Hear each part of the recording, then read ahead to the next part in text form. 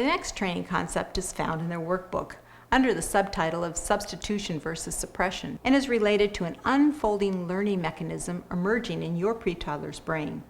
The mechanism is called curiosity, and it is a topic worthy of our attention because curiosity as a driving force will be with your child for the next 18 months and beyond. Sometimes curiosity leads to harmless learning, but often in the pre-toddler and toddler phase, curiosity puts your child in harm's way.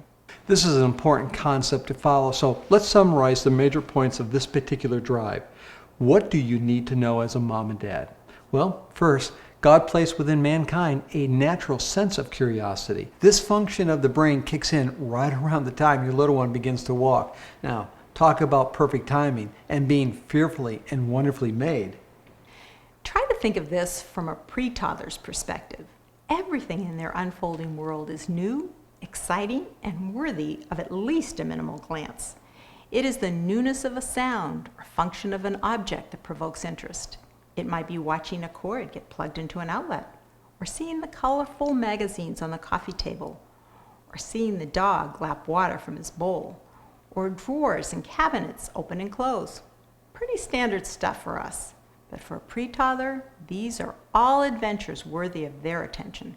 Of course, as a parent, we do not want our children playing with those things. So, how do you allow the child the freedom to explore, but also provide guidance and restrictions on the health and safety matters? This is where the training concept of substitution versus suppression comes into play. Let's define our terms. To suppress is to deny the child a specific action or access. To distract is an attempt to redirect the child to a new activity. But substitution is when you offer an equally desirable experience similar to the original one that caught your toddler's curiosity. But now, you, the parent, will control the place and time in which he will involve himself with that item. For example, that little hand in the dog's water dish produces amusement and laughter to your 15-month-old. But it also produces a wet floor, a wet child, and a mess for mom to clean up. Here is where substitution comes into play. Instead of trying to stop or suppress the child's curiosity from playing in the dog's dish, substitute something in its place. Put a similar bowl of water in a mother-friendly location on the patio floor or laundry room or maybe in the garage and let the child have at it. Do this just before a bath time or a diaper change when getting wet doesn't really matter. A little hand splashing and getting wet is the novelty. That's why your child is attracted to the bowl. The location is actually secondary to the child, but it's primary to mom. It might only be a couple of times and the novelty is lost and the child is no longer attracted to the dog's water dish and you can leave it where it is. However, Anne-Marie, on the other hand, let me ask you this obvious question. Why not just take the water dish and put it up here on the counter so the child can't get to it? Well, a mother or father can certainly do that. And there are items that you will want to remove rather than have them become a point of conflict. But you cannot rearrange your entire home.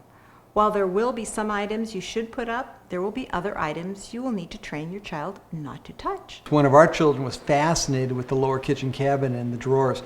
We were forever chasing her away from the kitchen, but one day we found a happy solution. Instead of attempting to suppress her 15-month-old curiosity, we allowed Jenny access to one of the drawers in the kitchen. In that drawer, we placed some pot holders and some tablecloths. That was Jenny's drawer. So when we saw her heading to any other kitchen cabinet, we easily redirected her with, "You play in Jenny's drawer."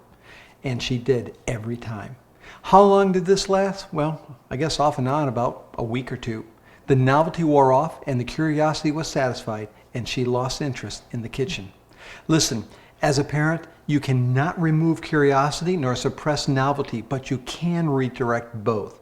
We hope you enjoyed this video. Please like and subscribe to see more, and check out the growingfamilies.life website to find more resources and to get connected.